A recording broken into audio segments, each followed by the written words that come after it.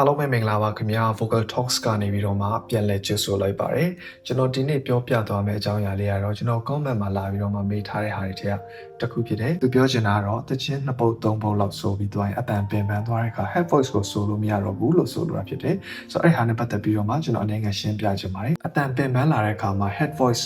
ဆိုလိုမရတော့တဲ့ပြဿနာ head voice မရောက်တော့တဲ့ပြဿနာကကျွန်တော်တို့ beginner တွေဝါသနာရှင်တွေကြားမှာပဲမဟုတ်ဘဲနဲ့pro တွေဒီ professional အဆိုတော်တွေကြားမှာလည်းဖြစ်လက်ဖြစ်ထားရှိတဲ့ကိစ္စဖြစ်တယ်ဆိုတော့အတန်ရဲ့သဘောတဘာဝဘယ်လိုလဲဆိုတော့သူ့ရဲ့ stamina အကောင်းဆုံးအကြဆုံးဆိုနိုင်တဲ့ခန္ဓာရဲ့အရှိဆုံးနေရာကဒီ chest voice mid voice အပြည့်နဲ့ကျွန်တော်ထုတ်ပြီးអော်တဲ့အခါအမြင့်မဲဆိုအလဲတန်းနဲ့ပဲဆိုဒါပြဿနာမရှိဘူးဒါတော်တော်များများစိုးနိုင်ကြတယ်ဒါပေမဲ့အတန်ပင်ပန်းလာပြီးနည်းနည်းလေးဆိုတာများလာပြီးကြာလာပြီးအတန်ပင်ပန်းလာပြီးလို့ဆိုတာ ਨੇ ပထမဆုံးဘယ်မှာသွားထိလဲဆိုတော့အဲ့ဒီ head voice နဲ့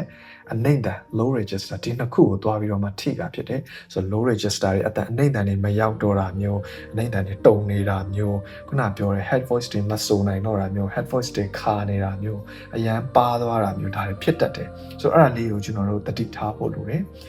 ဆိုတော့ကိုယ့်ရဲ့ head voice နဲ့ low register ကိုချွေတာပြီးသုံးရမယ်ပေါ့နော်မလိုအပ်တဲ့နေရာတွေမှာထုတ်သုံးတာမျိုးတွေကျွန်တော်တို့ရှောင်ရမယ်တကယ်တမ်းဒီတညထဲမှာတစ်ချက်အများကြီးဆိုတော့မယ်ဆိုလို့ရှိရင်ဒီအချက်တွေကိုကျွန်တော်တို့ဆင်ခြင်ရပါမယ်ပြီးတော့မှဒီ studio ထဲမှာဆိုပြီးဆိုတဲ့အခါကျလို့ရှိရင်လည်းအဲ့ဒီဟာတွေကိုကျွန်တော်သတိထားရမယ်ဆိုတော့ဒီ head voice နဲ့ဆိုရမယ့်အပိုင်းတွေ head voice နဲ့ harmony လိုက်ရမယ့်အပိုင်းတွေပါတယ်ဆိုလို့ရှိရင်တော့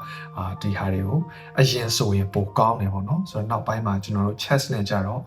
အားရပါရလှုပ်ပြီးဆိုရတာအော်ရတာဖြစ်တဲ့အတွက်ကြောင့်မလို့ဘယ်လိုပဲဆိုဒါဒီရောက်တယ်ခဏဆိုနိုင်တယ်ဒါပေမဲ့ head voice တွေအနိမ့်တန်တွေပါပြီးများပြီဆိုလို့ရှိရင်တော့ဒီဟာတွေဒီကျွန်တော်တို့ခဏဆိုလို့မလွယ်ဘူးဆိုတာလေးကိုတော့တတိလေးနဲ့ထားပြီးတော့မှကျွန်တော်တို့လိမ့်မှာပါနှပ်ဖို့လိုတယ် stamina ကောင်းတဲ့ training တွေအများကြီးလုပ်ထားတဲ့နှစ်ပေါင်းများစွာတခြင်းတောက်လျှောက်ဆိုလာတဲ့သူဆိုလို့ရှိရင်တော့ဒါတစ်မျိုးပေါ့သူ့မှာ stamina ပိုကောင်းမယ်သူကသူများထက်တော့ပိုဆိုနိုင်မယ်ဒါတော့ရှိတယ်ပေါ့နော်ဆိုတော့ကျွန်တော်အခုဆိုလို့ချင်တာတော့ကျွန်တော်တို့ဝါသနာရှင်တွေ beginner တွေအတွက်သတိထားမယ့်ဟာတွေကိုဆိုလိုတာဖြစ်ပါတယ်နောက်ထပ်တစ်ခုရှိတာကကျွန်တော်တို့ head voice အခုလိုမျိုးနှစ်ပုတ်သုံးပုတ်ဆိုပြီး head voice မဆိုနိုင်တော့ဘူးဆိုတာဒီ technique မှားနေတာလည်းဖြစ်နိုင်တယ်ဆိုတော့ကြာတော့ရှင်းပါတယ်ကျွန်တော်တို့မှန်ကန်တဲ့ technique နဲ့ head voice ကိုဘယ်လိုဆိုရမလဲဆိုတာကိုတွားပြီးတော့မှလေ့လာပါအဲ့ဒီဟာနဲ့ကိုယ့်ရဲ့ technique ကိုချိန်ဆပါပြုပြင်ပါအဲ့လိုဆိုလို့ရှိရင်တော့ healthy technique ရလာမယ်ပို့ပြီးတော့မှလည်းရေရှည်ခံမယ်ပို့ပြီးတော့မှလည်းစုံနိုင်လာမှာဖြစ်ပါတယ်ဟုတ်ကဲ့ပါဆိုတော့ head voice နဲ့ပတ်သက်ပြီးတော့မှကျွန်တော်ပြောပြသွားတာဖြစ်တယ်အားလုံးပဲဒီဗီဒီယိုလေးကြည့်ပြီးတော့မှသင်ယူစရာဘဟုတုတတစ်ခုခုရမယ်လို့မျှော်လင့်ပါတယ်ခင်ဗျာနောက်ဗီဒီယိုများမှာထပ်တွေ့ပါမယ်